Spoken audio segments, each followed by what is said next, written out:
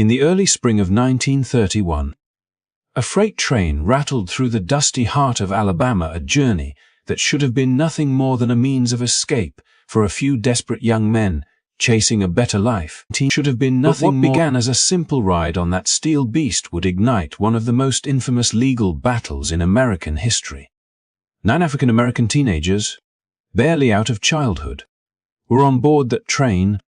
They came from poverty, from towns forgotten by prosperity, from families who fought every day just to survive. Like countless others during the Great Depression, they were searching for work, hope, and a place in a country that often refused to see them as equals. But that journey would soon transform into a nightmare that exposed the raw wounds of racial prejudice in America. Somewhere along the way, a fight broke out, a scuffle between groups of white and black youths over space in one of the train cars. It was quick, chaotic, and when it was over, the white boys jumped off the train in humiliation, heading straight to the nearest station to report that they had been attacked. Minutes later, a posse formed. When the train stopped in Paint Rock, Alabama, armed men waited on the tracks. And there, 9 frightened teenagers were pulled out at gunpoint and accused of a crime that would change their lives forever. The accusation: the supposed rape of 2 white women on that very train. It was a lie that traveled faster than the train itself, spreading through small-town newspapers, stirring anger and fueling a thirst for revenge before any evidence was ever seen. The boys did not know it yet, but they were about to face a system that had already decided their fate. Within days, headlines screamed guilt, crowds gathered outside the courthouse demanding death. And though there was no proof, no witness, and no justice, those 9 young men were forced to stand trial in front of an all-white jury in a place where the color of your skin could determine whether you lived or died. This is not just a story about injustice. It is about courage, about how these boys, barely old enough to understand the world, stood against fear, hatred, and the machinery of racism. It is about how their case would go on to reshape American law and civil rights for generations to come. Before we dive deeper into the shocking truth behind the Scottsboro Boys and how their lives became a turning point in history, make sure to like this video, subscribe to our channel, and turn on the notification bell, because in the next few minutes, you will discover how 9 voices silenced by prejudice forced a nation to confront its conscience. Their story is not just history, it is a reminder of how far we have come, and how easily justice can be lost if we stop paying attention. The courthouse in Scottsboro was small, almost fragile compared to the weight of the moment it was about to carry. Outside, the air was thick with shouts and whispers. A restless sea of faces pressed against the wooden rails, eager to see 9 terrified boys paraded in front of them. Inside, the tension was worse. It clung to the walls like smoke, heavy and suffocating. The boys, none older than 19, sat in silence, eyes darting nervously as they waited for a justice that was never meant for them. Their names were barely known then, but soon the world would remember them. Clarence Norris, Haywood Patterson, Ozzie Powell, Willie Roberson, Eugene Williams, Andy Wright, Roy Wright, Olin Montgomery, and Charles Weems, 9 African-American teenagers, strangers bound together by fear and circumstance. They had no money for lawyers, no families, and no idea that their lives had already been written into a cruel script. Within days of their arrest, the charges were announced. 2 white women claimed they had been attacked on that train. No one questioned how it was possible that such a crime could happen unnoticed in a crowded boxcar. No one asked why the accusations appeared only after the white men were thrown off the train. And when the doctors examined the accusations, found no evidence of assault. That truth was quietly buried beneath a storm of outrage. The town of Scottsboro had become a stage, and everyone wanted a role. Newspapers fanned the flames, painting the boys as dangerous, immoral, less than human. The local prosecutor, eager to prove his loyalty to public anger, promised swift punishment. And the jury, 12 white men chosen from a community where segregation was law, had already made up their minds before the trial even began. The courtroom was packed, overflowing with men who came to see what they called justice, and women clutching their children, whispering that the accused were monsters. The boys had no chance to speak for themselves. Their court-appointed attorneys were unprepared, indifferent, and terrified of challenging the mob outside. Some of the lawyers barely spoke to their clients. Others stumbled through their words, their voices drowned out by jeers from the crowd. When the first trial began, it lasted less than 2 days. Evidence was twisted, witnesses contradicted each other, and the defense had no time to investigate.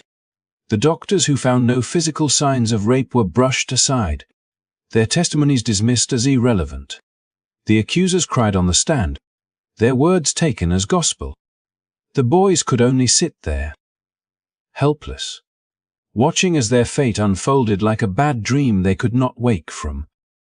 When the verdict came, it was delivered with brutal simplicity. Guilty. 8 of the 9 were sentenced to death by electric chair.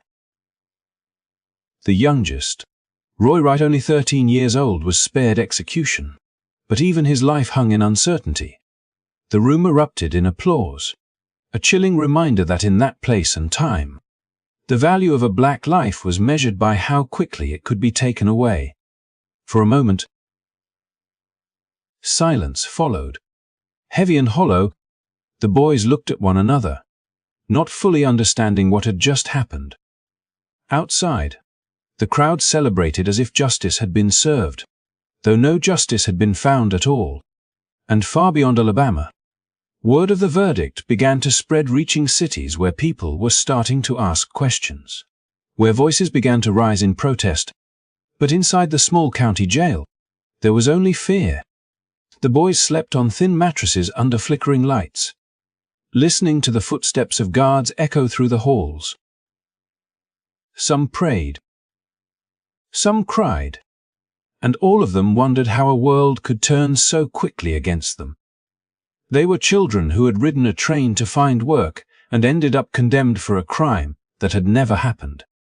Still, amid the despair, a flicker of resistance began to grow. Outside the walls, the first letters arrived from strangers, lawyers, and activists who refused to look away. The injustice of the Scottsboro case began to stir something powerful, something the state of Alabama had not anticipated. People who had never met these boys started to see them not as criminals, but as symbols of everything broken in America's promise of equality. Yet in those early days, none of that comfort reached the boys themselves. They were trapped in a cycle of hearings and retrials, dragged before judges who barely concealed their bias, facing juries that cared more about color than truth. Every new proceeding felt like a repetition of the first. The same accusations, the same trembling fear, the same indifference to facts. Each time the doctor's reports were mentioned, the proof that no assault had ever occurred, the courtroom simply moved, as though reality itself had been ruled inadmissible. The trials were less about guilt or innocence and more about preserving a social order built on inequality. Alabama's leaders wanted to send a message that no matter the evidence, no matter the humanity of the accused, their place in society was fixed. The electric chair stood as both punishment and warning. And though the boys did not yet know it, their case would soon transcend them, forcing America to face a mirror it had long avoided. In that courthouse, surrounded by the roar of prejudice, 9 young men learned that truth alone could not save them. The sound of the gavel striking wood echoed through the room, sealing their fate but also setting in motion one of the most important legal battles in U.S. history. The trials of the Scottsboro Boys would become a wound that refused to close, and from it would rise a movement that demanded the world to finally see justice not as privilege, but as a right. As news of the Scottsboro verdict spread beyond the boundaries of Alabama, it ignited a firestorm that no local courthouse could contain.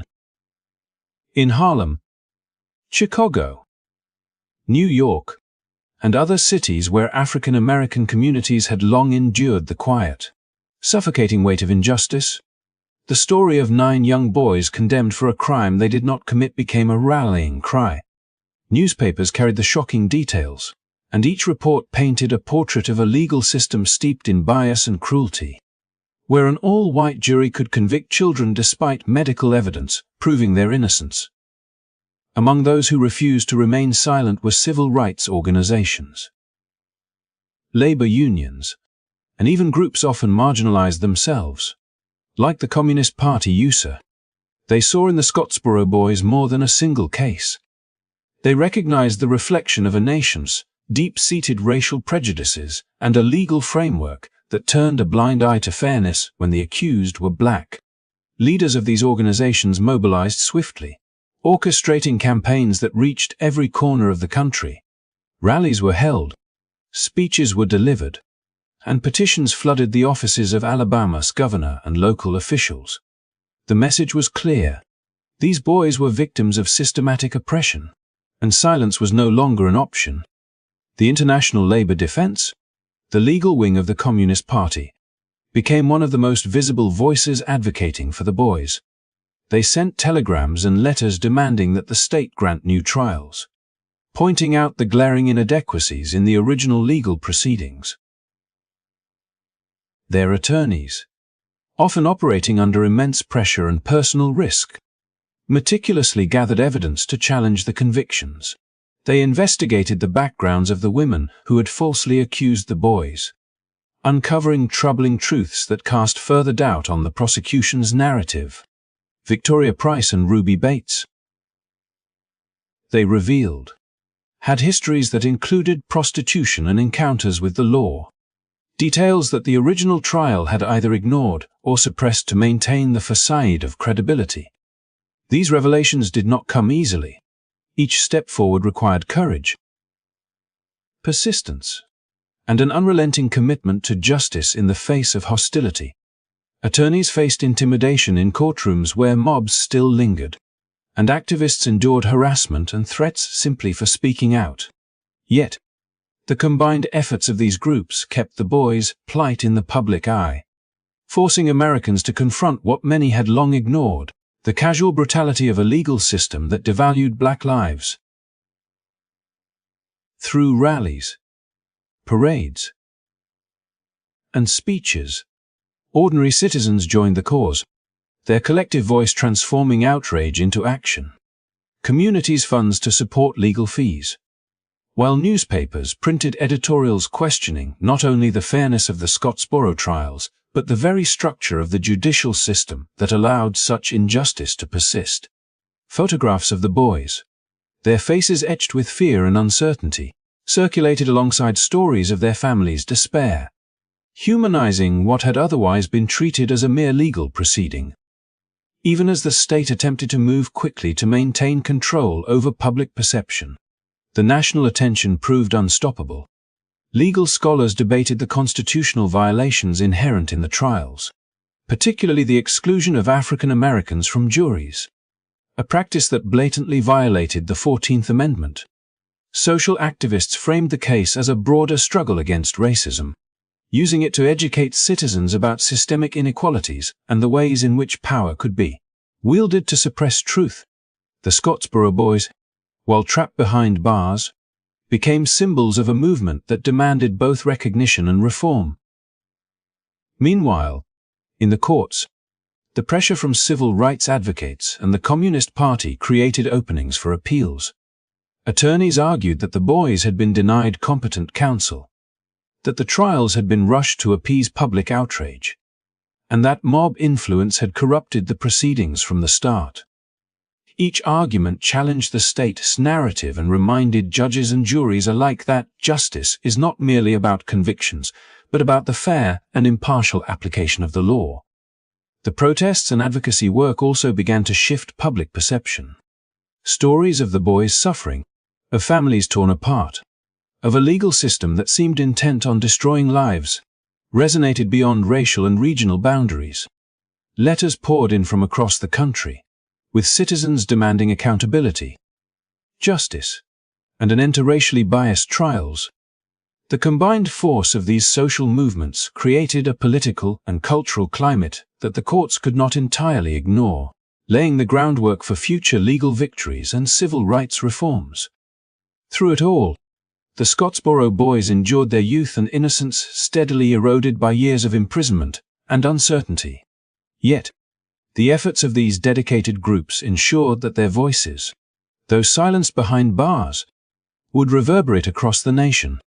The protests and advocacy did not merely challenge a single injustice. They forced the United States to confront the uncomfortable truth that its legal system could, and often did, fail those it was meant to protect. In that struggle, the Scottsboro case became more than a trial. It became a symbol of resistance, a catalyst for change, and a reminder that the pursuit of justice often demands courage from those both inside and outside the courtroom. Through relentless activism, strategic legal challenges, and public pressure, the story of the Scottsboro Boys began to transform from one of despair into one of hope, illustrating the power of collective action to challenge prejudice and alter the course of history. The work of civil rights groups and the Communist Party during this period not only kept the Boys' case alive, but also highlighted the importance of advocacy, solidarity, and the unwavering demand that justice be more than a word, that it be a reality for every citizen, regardless of color or class. The turning point in the Scottsboro Boys saga came not through the roar of public outrage or the relentless efforts of civil rights activists, but in the quiet chambers of the United States Supreme Court, where the nation's highest justices weighed the fundamental principles of fairness against the storm of racial prejudice that had engulfed a small Alabama town. After years of rapid trials, rushed judgments, and all-white juries that ignored medical evidence and legal precedent, the question was no longer simply whether these 9 young African-American men were innocent, but whether the very system that had condemned them had failed in its most basic duty to provide justice. In October of 1932, the Supreme Court convened to consider the appeals, and the arguments presented were as stark as they were urgent. Attorneys for the Scottsboro Boys, led by the tireless efforts of Walter Pollock, highlighted the glaring deficiencies in the trials, emphasizing that the defendants had been provided with inadequate legal counsel, rushed through proceedings without proper preparation, and tried before juries explicitly excluding African Americans, a clear violation of their constitutional rights under the 14th Amendment. Pollock's arguments underscored a simple yet powerful truth. A trial cannot be fair if those who are most in need of competent representation are denied it, and justice cannot exist in an environment poisoned by racial bias. The justices listened to detailed accounts of the boys' experiences, from the chaotic courtroom scenes in Scottsboro to the crowded and dehumanizing conditions of Kilby Prison, where they had awaited the outcomes of their trials. They were presented with evidence of how swiftly the original judges had moved, compressing what should have been careful and measured legal proceedings into a matter of days, and how the defense attorneys, while earnest, lacked the time, preparation, and understanding of Alabama law necessary to defend their clients effectively. The Supreme Court was forced to confront a reality that had been evident to many activists and observers from the beginning. These trials were not trials in the truest sense of the word, but performances designed to confirm prejudice rather than uncover truth. Justice George Sutherland, delivering the majority opinion, articulated a principle that would resonate far beyond the specifics of the Scottsboro case. The right to be heard by competent counsel is fundamental, and no citizen can truly enjoy the protections of due process if the legal system systematically denies them this right. He observed that even the most intelligent and educated layperson cannot substitute for a trained lawyer when facing charges that could lead to the ultimate punishment. In the context of the Scottsboro Boys, This principle was not theoretical, it was a matter of life and death, of youth stolen and futures destroyed, and the court recognized that the accelerated trials and unprepared defense had violated the core of American justice. By overturning the Alabama verdicts, the Supreme Court set a precedent that extended far beyond the confines of Jackson County. The ruling acknowledged that the process itself, when corrupted or neglected, could inflict as much harm as any wrongful accusation. It was a profound reminder that due process is not a formality or a technicality but a safeguard designed to protect the most vulnerable, especially when the societal tide threatens to sweep them aside. For the Scottsboro Boys, this decision offered a glimmer of hope, a legal acknowledgement that the state had overstepped and that there existed a pathway, however arduous, toward eventual justice. The remanding of the case back to Alabama courts was not a simple victory. It marked the beginning of another chapter in a protracted struggle. Yet it fundamentally shifted the balance, forcing local courts to contend with the deficiencies that had long been ignored. Retrials were conducted under increased scrutiny, and the presence of competent defense attorneys began to alter the dynamics of the proceedings. For the first time, the boys had legal advocates who could challenge inconsistencies, highlight the absence of evidence, and expose the racial biases that had tainted every prior judgment. The Supreme Court's decision empowered these lawyers, providing both legal and moral ammunition to press for fairer treatment and, ultimately, for acquittals in the cases that remained unresolved. This landmark ruling also resonated deeply in the broader civil rights movement. It illustrated the power of judicial intervention when the political and social structures of the time were either complicit or actively hostile to equality. Activists seized upon the precedent to argue for reforms not only in criminal justice, but across systems where racial discrimination had long been normalized. The Scottsboro case, once dismissed by many as an isolated incident, became a touchstone, demonstrating that legal principles could be invoked to challenge systemic injustices, that the Constitution could serve as a shield even when local courts had failed. Beyond the legal implications, the Supreme Court's intervention affirmed the importance of persistence in the face of entrenched opposition. Years of appeals, protests, advocacy, and public engagement converged to create the conditions in which the court could act decisively.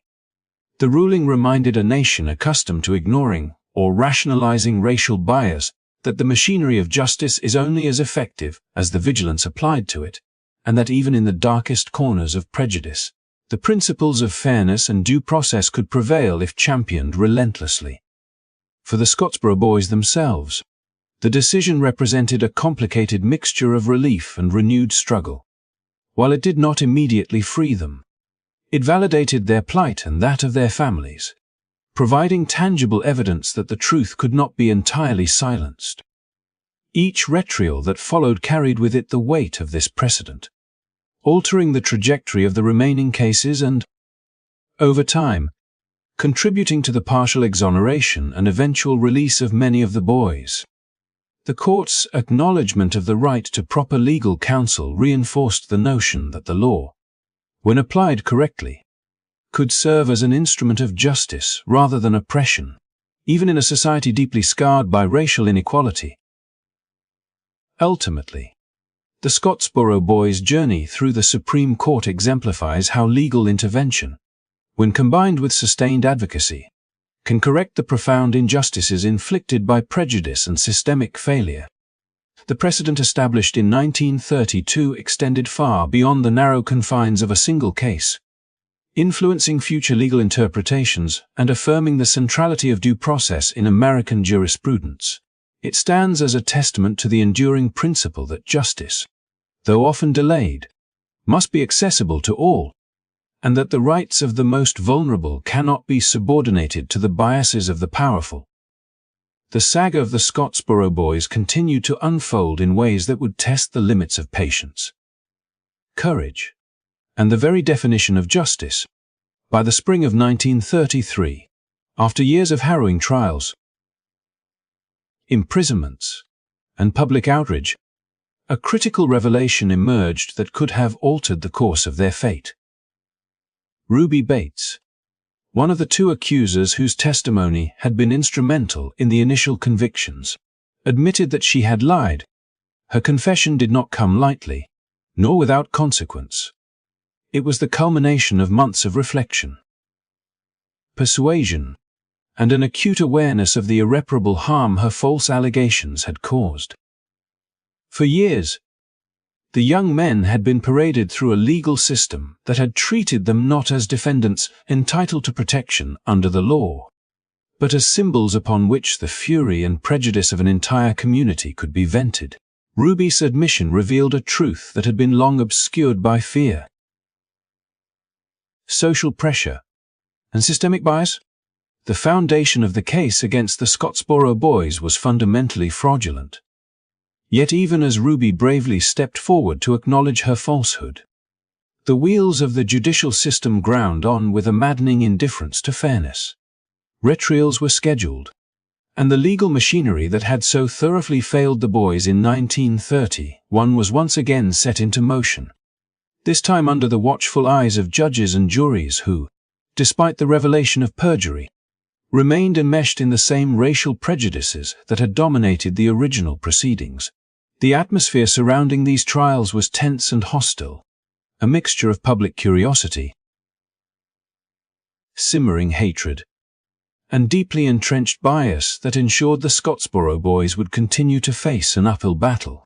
For the defense, the challenge was staggering. Not only did they have to contend with lingering public mistrust and widespread racism, but they also had to navigate a legal system that often seemed designed to undermine their every effort, where every procedural victory was countered by new obstacles and every factual truth risked being dismissed or ignored. The retrials began in earnest, with each courtroom echoing the same patterns that had defined the previous proceedings. Prosecutors emphasized the original accusations, framing the narrative as one of inherent criminality rather than one of mistaken or malicious claims. They relied on a combination of social expectation, fear of black assertiveness, and the lingering aura of outrage to influence jurors, many of whom were drawn from local populations where prejudice was both overt and systemic. Despite Ruby Bates' confession, the juries, still composed exclusively of white men, were reluctant to overturn the deeply ingrained assumptions about race, guilt, and social order that had informed the first convictions. The boys, now older and hardened by years of incarceration, were acutely aware of the fragility of their situation.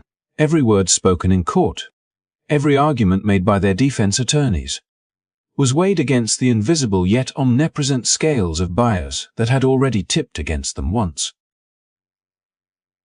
Samuel Libowitz, one of the defense attorneys, recognized the extraordinary difficulty of persuading a jury to disregard both their preconceived notions and the weight of public opinion.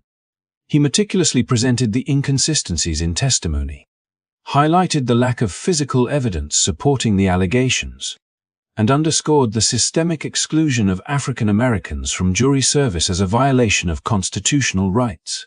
Yet even as he demonstrated, with painstaking precision, that the boys had been victims of both false testimony and procedural injustice, the reality of entrenched racial bias persisted, manifesting in verdicts that continued to shock and frustrate those advocating for true justice. Each retrial became a microcosm of the larger struggle for civil rights, illustrating how deeply societal prejudice could permeate even the most ostensibly objective arenas of law and order. Ruby Bates' courage in coming forward had far-reaching implications, both legally and socially. Her testimony provided irrefutable evidence that the convictions were based not on fact but on a mixture of fear, coercion, and racial animus. Yet the legal system's inertia meant that these revelations could not instantly undo the years of injustice suffered by the boys. The retrials exposed the limits of moral reckoning in the absence of systemic reform, demonstrating that truth alone, even when supported by confession and evidence, could not immediately overcome the structural biases of a society steeped in segregation and discrimination. For the Scottsboro Boys, The journey toward vindication was painfully slow. Each hearing, each legal maneuver, and each delay in justice represented both the resilience of their spirit and the persistent cruelty of a system that had repeatedly failed to protect them. In these retrials, the intersection of law and prejudice became glaringly apparent, even as the defense laid bare the injustices. From coerced testimonies to the denial of competent counsel, the courts often seemed more concerned with maintaining social order and appeasing public sentiment than with acknowledging the truth. The boys' ordeal highlighted a fundamental tension within the American legal system: the aspiration toward impartiality versus the pervasive influence of societal bias. The confession of Ruby Bates illuminated this tension in the starkest terms, revealing how truth could be subordinated to racial and cultural expectations, and how, even in the presence of exculpatory evidence, justice could be delayed, diluted, or denied entirely. Despite these obstacles, the retrials also revealed the tenacity and courage of those committed to justice. Activists, legal professionals, and ordinary citizens who recognized the moral imperative of the Scottsboro Boys rallied around them, offering support, resources, and relentless advocacy. Ruby Bates' admission became a rallying point, galvanizing public attention and forcing a broader reckoning with the realities of racial discrimination in the legal system. The retrials, while fraught with setbacks, also marked incremental progress. Each legal challenge, each procedural appeal, and each public protest contributed to a growing awareness that the principles of fairness and due process could not be selectively applied, and that the voices of the innocent, even when marginalized, demanded recognition. In the end, Ruby Bates' confession stands as both a pivotal moment in the Scottsboro Boys' struggle and a stark reminder of the fragility of justice in a society constrained by prejudice. Her courage in telling the truth, even in the face of immense personal risk, underscored the moral complexity of the case and highlighted the enduring necessity of vigilant advocacy. Yet the retrials, shaped by biased juries and entrenched social attitudes, revealed the limitations of truth when it must contend with systemic inequities. The story of the Scottsboro Boys during this period is a profound testament to both the resilience of the human spirit and the enduring challenges of achieving justice in a world where fairness is too often overshadowed by fear, prejudice, and the inertia of institutions resistant to change. Through these trials, the narrative of the Scottsboro Boys continued to evolve, illustrating the complex interplay of courage, truth, and systemic failure that defined one of the darkest chapters in American legal history. Even after the confessions,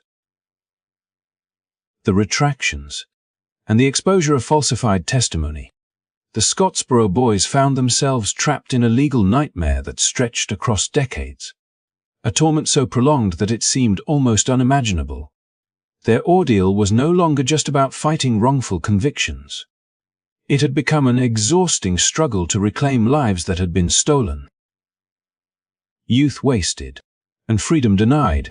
Each day behind bars, each courtroom appearance, and each appeal was a reminder that the wheels of justice often turned slowly, particularly when the system itself was tainted by prejudice and indifference. From the outset, the evidence against them had been tenuous at best. Inconsistent accounts, dubious medical findings, and outright lies formed the core of the prosecution's case. Yet despite this weakness, the boys endured a relentless series of trials and retrials, each one punctuated by injustice, each one a theater in which race, fear, and social expectation overshadowed fairness and truth. In prison, the young men, some barely teenagers at the time of their arrest, were subjected to conditions that were as brutal as they were dehumanizing. Overcrowding, inadequate nutrition, and harsh labor became daily realities, while segregation reinforced the sense that they were considered inherently inferior. punished not for crimes they committed, but for the color of their skin. Physical abuse was routine, mental strain unrelenting, and isolation compounded the trauma of being separated from family and community. Letters from some of the boys reveal their quiet desperation, small pleas for connection, and the crushing weight of knowing that the world outside continued, indifferent to their suffering.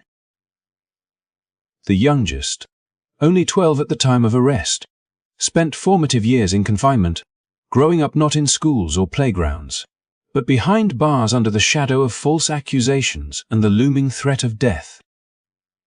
Meanwhile, the legal battles raged on with relentless intensity.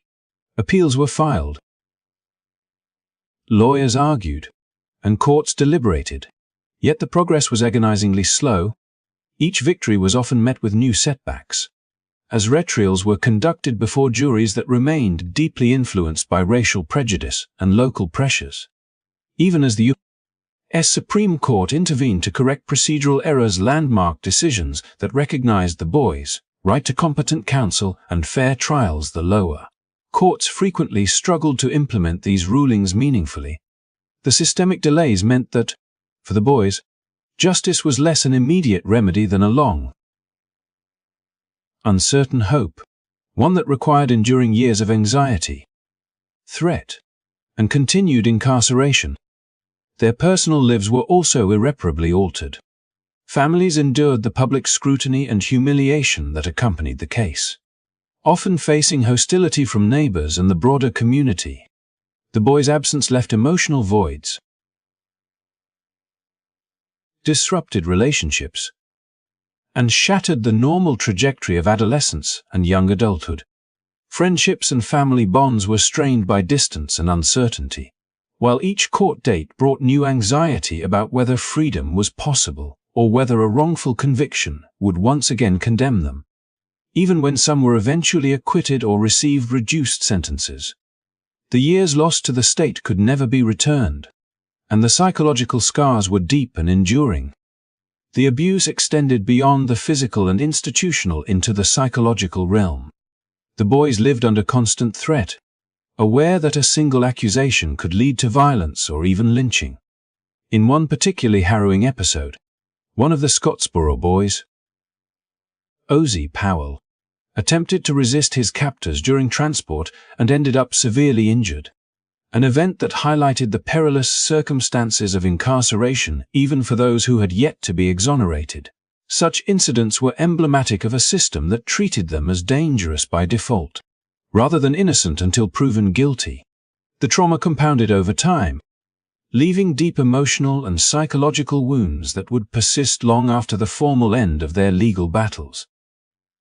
Activists, civil rights groups, and sympathetic organizations played a crucial role in sustaining the fight for justice, bringing public attention to the injustices and pressuring authorities to act. Yet their efforts,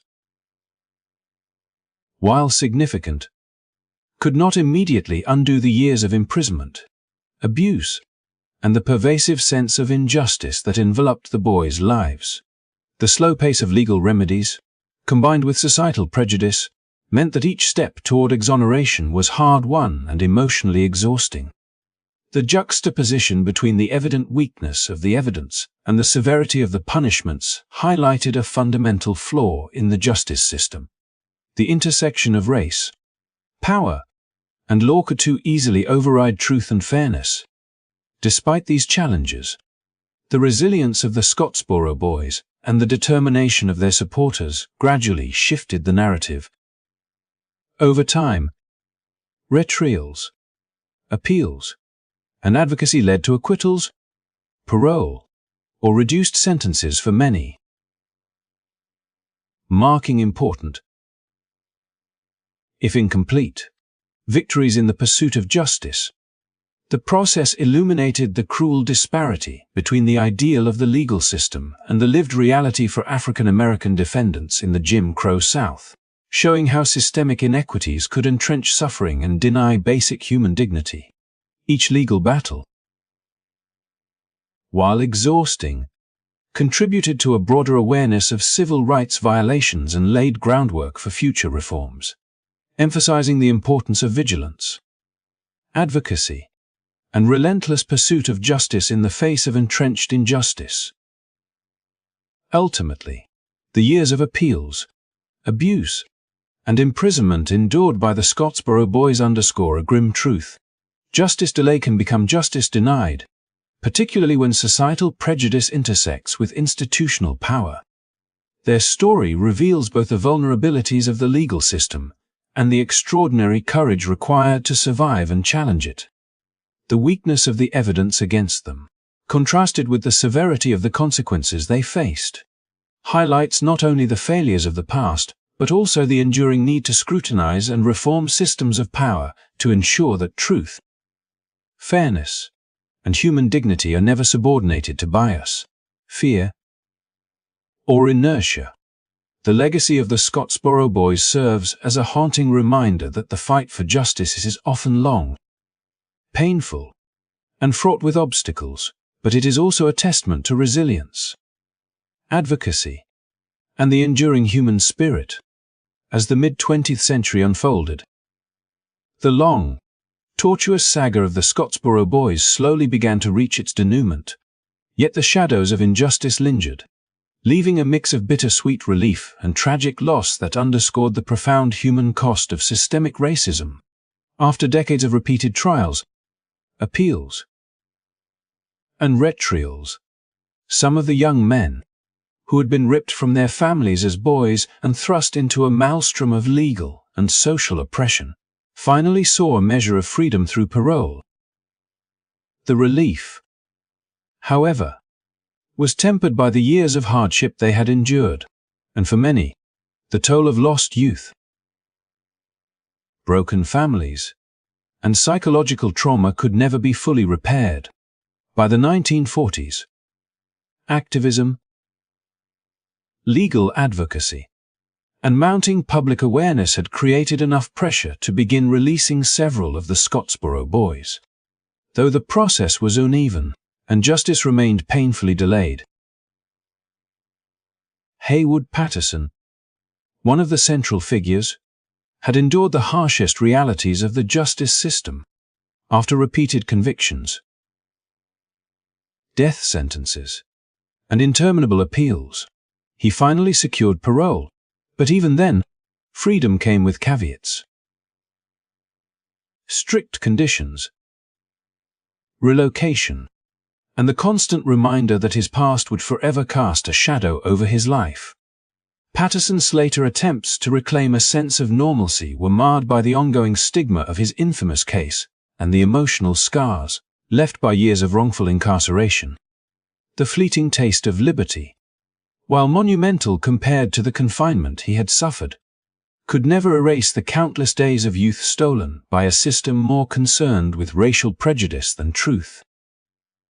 Similarly, Andy Wright and Charles Weems, whose convictions had been similarly fraught with bias and procedural failings, found their path to freedom through parole in the 1940s, facilitated in part by the relentless advocacy of civil rights groups such as the NAP and the Scottsboro Defense Committee. These organizations provided vital support, helping them navigate new identities, secure employment, and reintegrate into society despite the lasting social and psychological barriers. The process was far from seamless. Leaving Alabama, the state that had imprisoned them under false accusations, meant abandoning familiar surroundings, friends, and family, all while grappling with the trauma of years spent in harsh, dehumanizing conditions. The emotional cost of parole, coupled with the permanent scars of prison life, reminded them and society that freedom regained after systemic oppression often carries a weight that is both tangible and invisible. Tragically, not all of the Scottsboro Boys would survive to experience liberty.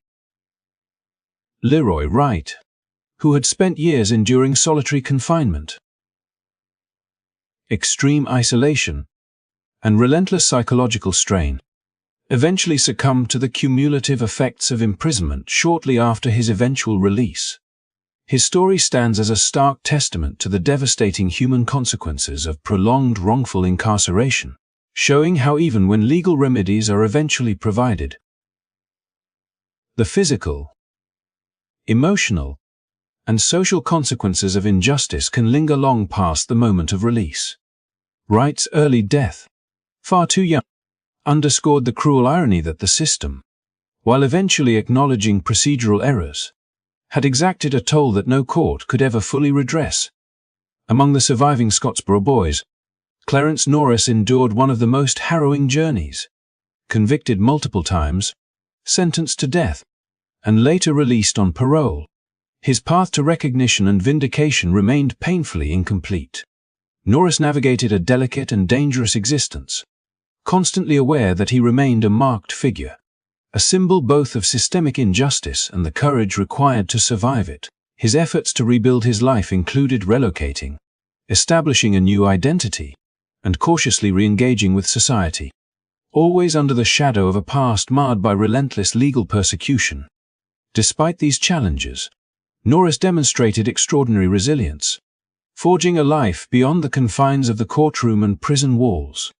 It was not until 1976, decades after the initial arrests and following years of sustained advocacy by civil rights activists, historians, and legal reformers, that Clarence Norris received the formal recognition that had long been denied, a pardon from Alabama Governor George Wallace.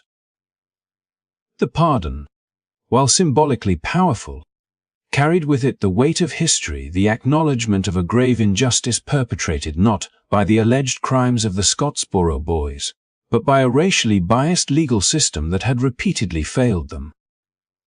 For Norris, the pardon offered an official clearing of his name, a public acknowledgement that the state had erred, and a measure of closure after a lifetime overshadowed by wrongful accusations and legal persecution.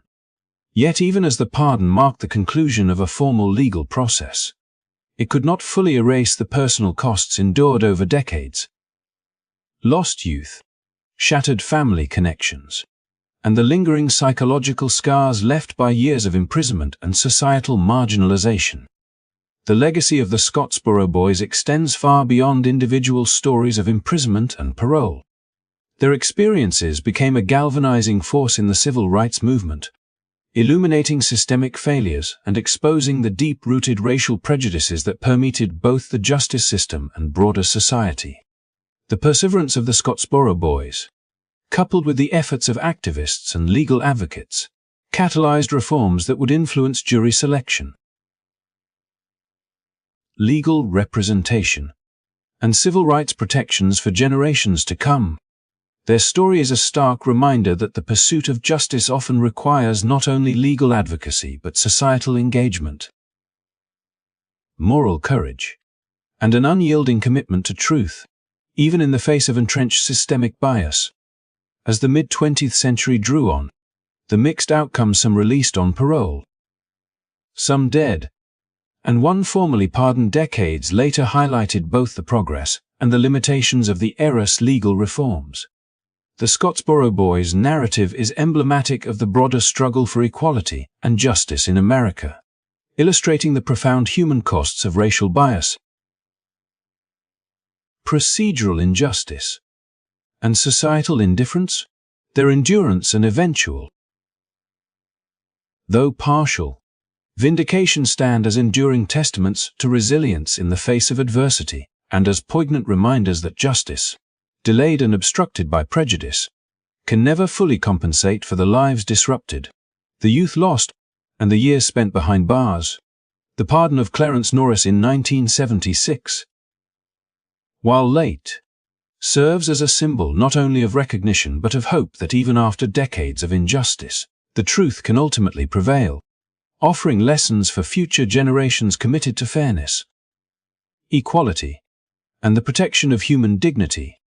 As the long and painful saga of the Scottsboro Boys gradually came to a close, its profound impact on American society and the civil rights movement became unmistakably clear, leaving a legacy that extended far beyond the courtroom and the prison walls that had confined these young men for so many years. The case, which began with a seemingly trivial altercation on a freight train in Alabama, evolved into a national scandal that exposed the deep-seated racial prejudices and injustices embedded within the American legal system. The stories of Haywood Patterson, Clarence Norris, Leroy Wright, Andy Wright, and the other Scottsboro Boys revealed the extent to which systemic bias could derail the lives of innocent young men, highlighting the urgency of reforming both legal practices and societal attitudes toward race.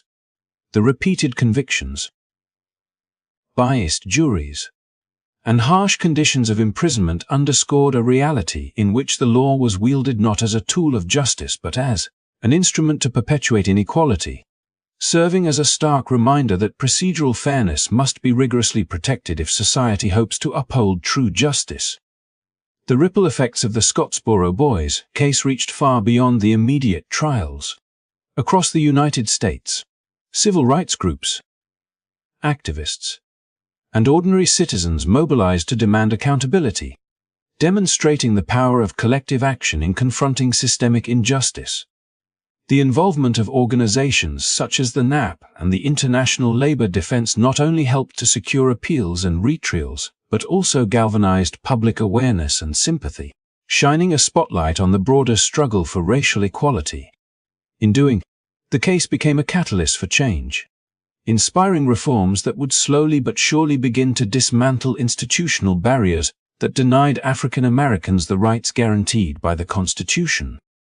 It highlighted the critical importance of competent legal representation, the need for racially inclusive juries, and the moral imperative for society to confront bias wherever it manifests, lessons that continue to resonate in the ongoing pursuit of civil rights today. The cultural impact of the Scottsboro Boys' ordeal was equally significant. Their story, emblematic of innocence lost and the cruelty of systemic oppression, influenced literature, theater, and later film. Most notably, Harper Lee's Pulitzer Prize-winning novel To Kill a Mockingbird drew inspiration from the events in Scottsboro, translating the legal battles and racial injustices into a compelling narrative that reached millions of readers and viewers worldwide. Through the lens of fiction, Lee's work illuminated the human costs of prejudice and the moral complexity of justice, ensuring that the lessons of Scottsboro were not confined to legal texts or historical records, but became part of the collective conscience of the nation. The enduring resonance of these stories demonstrates how art and literature can amplify social awareness, spark critical conversations, and preserve the memory of those who suffered under unjust systems. The perseverance of the Scottsboro Boys themselves cannot be overstated. Their resilience in the face of unimaginable adversity, from false accusations to brutal prison conditions, biased trials, and lifelong stigma, serves as a testament to the human spirit's capacity to endure and resist oppression. Despite the injustices inflicted upon them, many of the Scottsboro Boys eventually rebuilt their lives, forging paths toward freedom and personal redemption. Clarence Norris' eventual pardon in 1976, decades after his initial arrest, symbolized the belated acknowledgement of wrongdoing and the possibility of justice, even when it is delayed. Yet, the true measure of their legacy lies not merely in legal technicalities or official pardons, but in the inspiration their stories provide for generations who continue to fight for equality, fairness, and the protection of human rights. In reflecting on the Scottsboro Boys, it becomes evident that their experience is more than a historical footnote. It is a cautionary tale and a call to action. It reminds us that the law must be administered with impartiality, that prejudice has the power to devastate lives, and that society must remain vigilant against any force that seeks to undermine justice. It encourages us to honor the memory of those who suffered, not only by learning from their experiences, but also by actively engaging in efforts to create a more just and equitable world.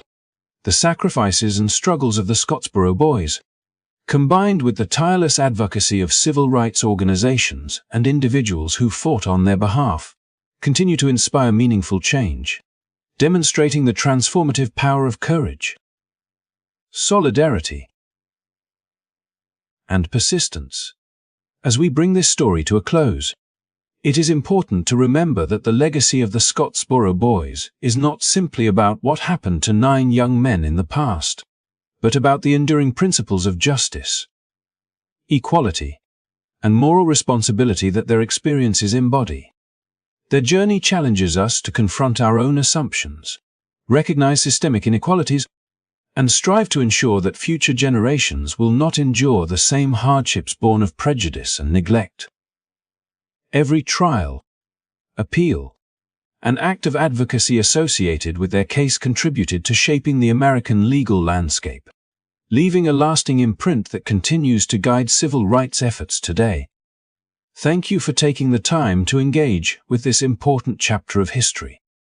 By learning about the struggles of the Scottsboro Boys and understanding the broader social and legal contexts of their ordeal, we honor their courage and perseverance. If you found this story enlightening, I encourage you to support our channel by hitting the like button, subscribing, and sharing this video with friends and family so that more people can learn about the hidden narratives that have shaped our world. Together, we can continue to explore history, uncover untold stories, and promote awareness, justice, and empathy in our communities. Your engagement ensures that the lessons of the past remain alive, and that the voices of those who suffered injustices continue to inspire positive change for generations to come. Let us remember the Scottsboro Boys not only as victims of a flawed system, but as enduring symbols of resilience, hope, and the relentless pursuit of justice that continues to inspire the ongoing struggle for equality in America and beyond. Thank you for watching, and make sure to subscribe to our channel for more stories that shed light on history, hidden truths, and the courageous individuals who fought to change the world.